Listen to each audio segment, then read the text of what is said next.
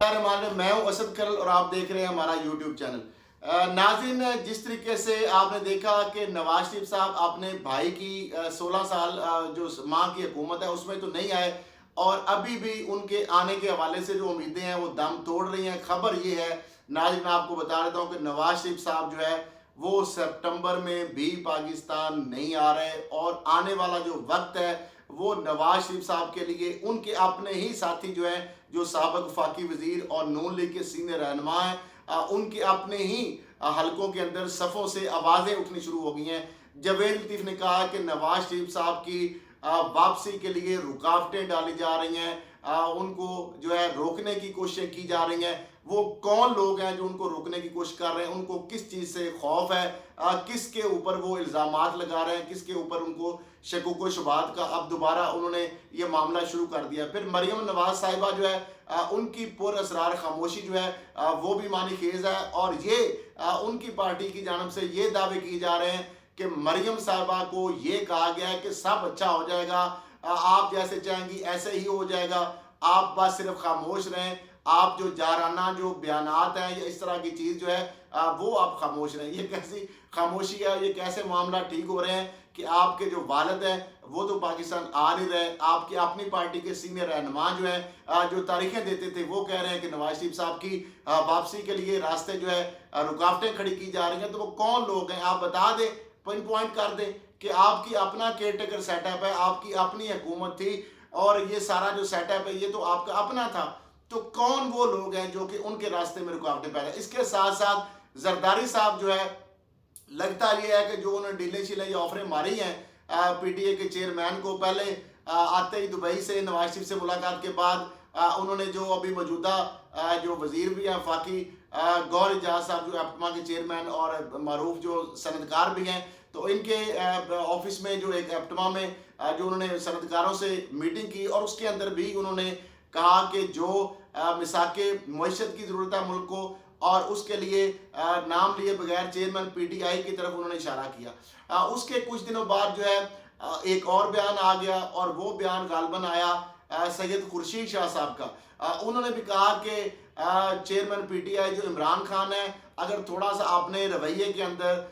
वो लचक दिखाएं, लचक का मुजाहरा करें, तो उस पर जो है वो दोबारा सियासी मंजरनामे में वो आ सकते हैं, और उनके साथ जो है पाकिस्तान पीपल्स पार्टी जो है उन्होंने पेशकश की उस चीज़ की। उसके बाद जरदारी साहब या पीपल्स पार्टी के कुछ और रहनुमाओं की जानब से, हाँ, कमर उस्मान कारा साहब जो हैं वो उस वक़्त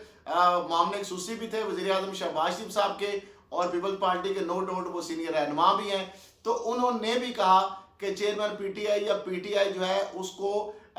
यकसा मौके फराहम हो सकते हैं, वो पॉलिटिकल मंजरनामे में उनको वापसी हो सकती है। शर्त ये है कि वो अपने रवैये के अंदर थोड़ी लचक दिखाएं, और साना 9 मई के हवाले से वो जो है कुछ ना कुछ उसके अंदर जो है उस चीज़ के कम अज़ कम नदामत महसूस करें या उस गलती का एतराफ़ करें। तो अब कहीं ये मामला तो नहीं है जिस वजह से जरदारी साहब के साथ भी नाराज़गी का मामला चल रहा है। फिर उसके बाद जो बिलावल भुट्टो जरदारी साहब ने कुछ दिनों पहले या कुछ हफ्ते पहले उन्होंने भी एस्टेब्लिशमेंट के खिलाफ बहुत ज़्यादा बयानात, सख्त बयानात दिए, और उसमें ख़ास तौर पर जो कि एतजाज़ अहसन साहब और जो लतीफ़ खोसा साहब के हवाले से, जब एक टिकट होल्डर को जो लाहौर से तल्लक रखने वाले हैं जिनको जरदारी साहब ने उनके खिलाफ प्रेस कॉन्फ्रेंस करने की बात की कि पॉलिसी लाइन जो है उसके खिलाफ जा रहे हैं, और उस पर कुछ लोगों ने उनसे जब वो मिले तो one on one court and court में बात कर रहा तो उन्हें गिला भी किया, जिस तरह जरदारी साहब ने कहा कि इनकी टिकट मैं इशू कर देता हूँ। टिकट इशू उनकी जो करनी है वो आपको समझ गया है, वो राव नवार और इस तरह के एंड कंपनी जो सारे मामला वो करते रहे जरदारी साहब माजी में, या अभी भी मामला चल रहे हैं। तो बहरहाल उन्होंने कहा कि ऐसी बात नहीं, लेकिन बहरहाल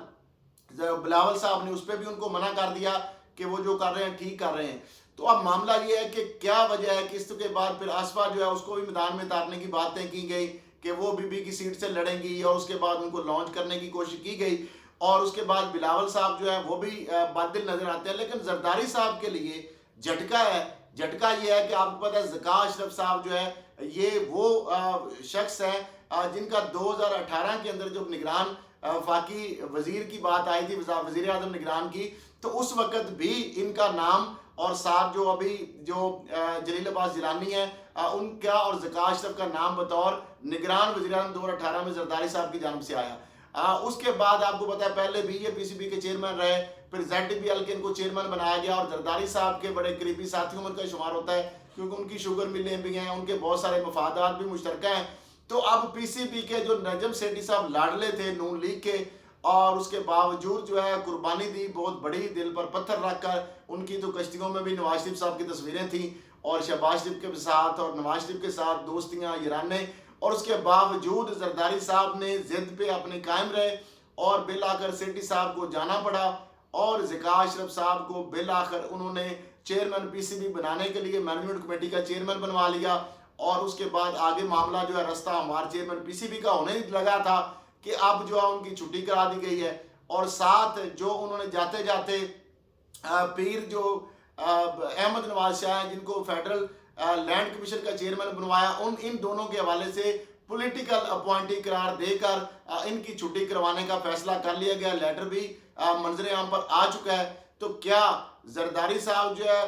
वो भी उनके साथ भी ये अगर रवैया अपनाया जा रहा है मौजूदा निगरान हुकूमत की जानब से? दूसरी तरफ नवाज शरीफ के जो है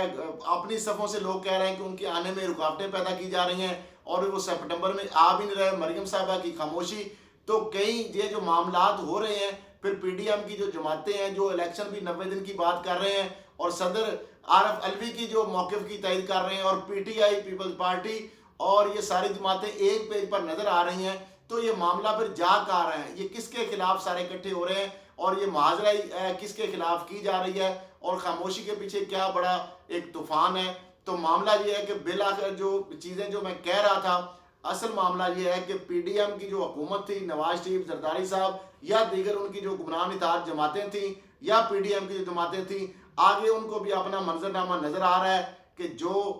लोग जिस तरह 16 माह उन्होंने लोगों को तकलीफ़ दी और जिस तरीके से लोग उनके खिलाफ आए, जिस तरह लोगों ने उनसे जान छूटने पर खुशी का इजहार किया, उनको भी अपना जो दीवार के ऊपर अपनी शिकस्त जो है यकीनी नज़र आ रही है। तो फिर क्या वजह है कि अब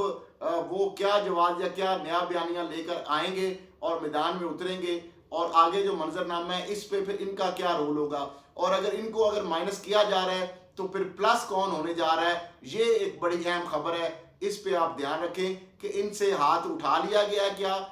या इनको नज़र आ गया है, या क्या ऐसी वजह है कि खामोश हैं और इनके जो बंदे हैं वो भी निकाले जा रहे हैं। नवाज शरीफ आने नहीं रहे, मरियम साहबा खामोश हैं, जरदारी साहब और बिलावल भी खामोश हैं और दीगर जमातें जो हैं वो भी जो है वो भी अब परेशान दिखाई देती रही हैं। और मैं समझता हूँ कि ये आने वाला जो वक़्त है, लग ये रहा है कि इनको अपनी जो यकीनी जो शिकस्त है आइंदा आम इंतखाबात में वो नज़र आना शुरू हो गई है और इसलिए ये अब साजिशें और कॉन्स्पिरेसी और इदारों के ऊपर दोबारा से इल्ज़ाम तलाशी का सिलसिला शुरू होने का वक़्त हुआ चाहता है। अब कब ये शुरू करते हैं, आहिस्ता आहिस्ता हल्की फुल्की मौसीकी उन्होंने शुरू कर दी है, तो आगे आपको बताएंगे। और जब ये शुरू होंगे तो फिर इनके खिलाफ जो केसेस का ना ख़त्म होने वाला एक रेला और एक रुथलेस अकाउंटेबिलिटी का एक सिलसिला शुरू होगा, वो पहले से मैं आपको खबर दे रहा हूँ। और उसके बाद चीखों की आवाज़ आसमान तक जाएगी और कौन कौन उसकी गिरफ्त में आएगा, ये अगले व्लॉग्स के अंदर आपको बताऊंगा कि किसकी फाइलें जो है उनके ऊपर जो डस्ट है वो झाड़ ली गई है और कौन कौन जो है आइंदा आने वाले दिनों में